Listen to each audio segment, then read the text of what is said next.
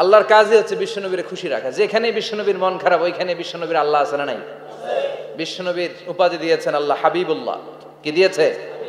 আর সাইয়েদনা ইব্রাহিমের উপাধি খলিলুল্লাহ। দুইজনই আল্লাহর প্রিয়, দুইজনই উলুল আজমি মিনার রসুল। কিন্তু খলিল মানেও বন্ধু, হাবিব মানেও বন্ধু।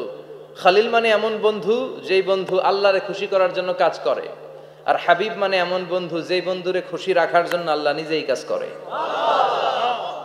কি শান, কি মান এই নবীর! আর ওই নবীরে গালি দেয়। এগুলো জাহান্নামের নরকীট আর পিতৃ পরিচয়হীন জারদ সন্তান। As a father, as a teacher, as a commander, as a lawgiver, as a lawmaker, as a reformer of the society, Muhammad is the Superman of the world.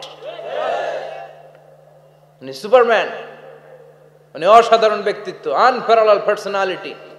ওনার জীবনী নিয়ে পড়া শুরু করলে এটা শেষ হয় না। বিয়ন্ডলেস, বাউন্ডলেস, বটমলেস, এটা তলাবিহীন সাগর। বিশ্বনবীর জীবনী একটা সাগর, কিন্তু সাগরের কি নাই? সুবহানাল্লাহ কইবেন না? এই বিশ্বনবীর খুশি রাখা কার কাজ? যেখানে বিশ্বনবী হতাশ, যেখানে বিশ্বনবীর মন খারাপ, বিশ্বনবীর মন ভালো করে দেয় কে? এজন্য আল্লাহ বললেন ওয়ালা সাউফা ইউতিকা রাব্বুকা, অচিরেই আপনার রব আপনাকে এমন এমন জিনিস দান করবে নবী, এগুলো পেয়ে আপনি খুশি হয়ে যাবেন। কিভাবে নবী খুশি হয়েছে, কিভাবে নবীর আল্লাহ খুশি রাখবে শুনবেন? শুনবেন শুনবেন? দেখেন, খেয়াল করে বুঝতে হবে কিভাবে আল্লাহ তাআলা বিশ্বনবীকে খুশি করেন। দেখেন, বিশ্বনবীর প্রথম কোথায় খুশি করলেন? বিশ্বনবী মক্কার জমিনে দাওয়াতি কাজ যখন শুরু করলেন, তিনি দেখলেন বিশ্বনবী খুব ভালো অ্যানালাইসিস করতে পারতেন।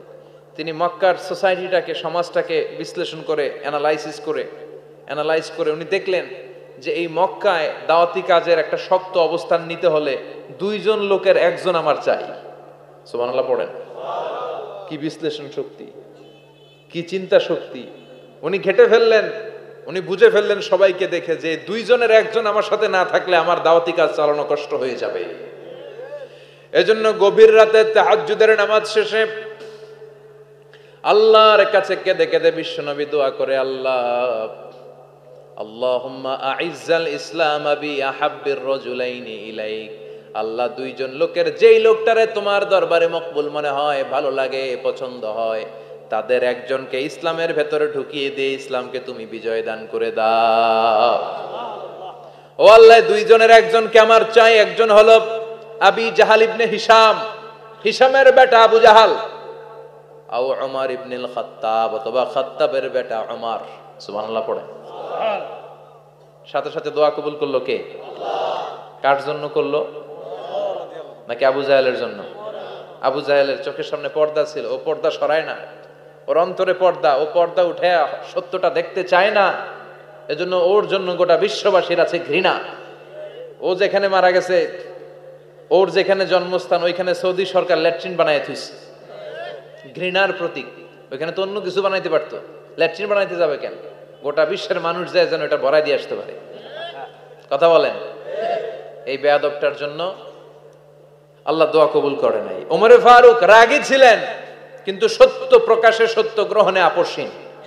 সত্য দেখলেই উনি মেনে নিতেন। এটা জাহেলি যুগে ওনার মধ্যে এই গুণ ছিল। আল্লাহু আকবার।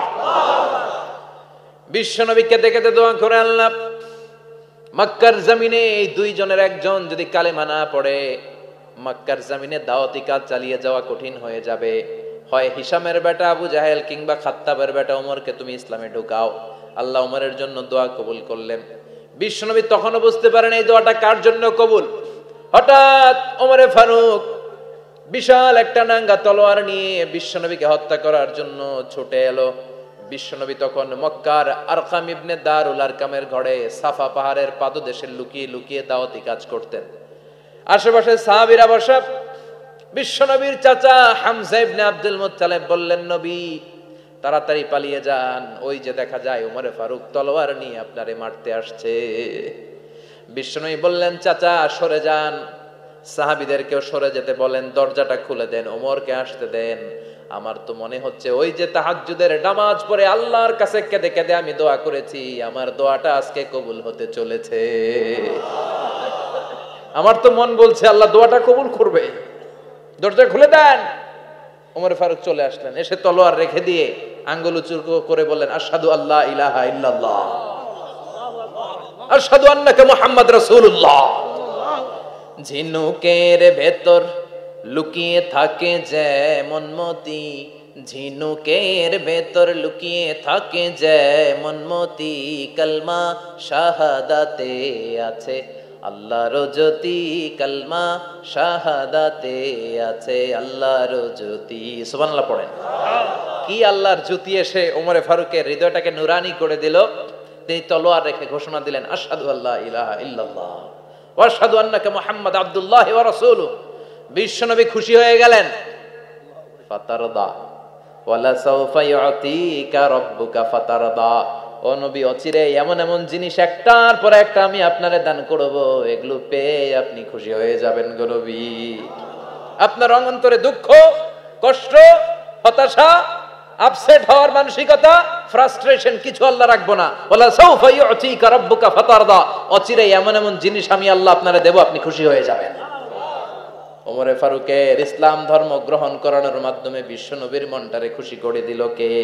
আল্লাহ। ফাতারদা, বিশ্বনবী খুশি হয়ে গেলেন। পাইছেন আল্লাহ কিভাবে বিশ্বনবীরে খুশি করে? সুবহানাল্লাহ পড়বেন না?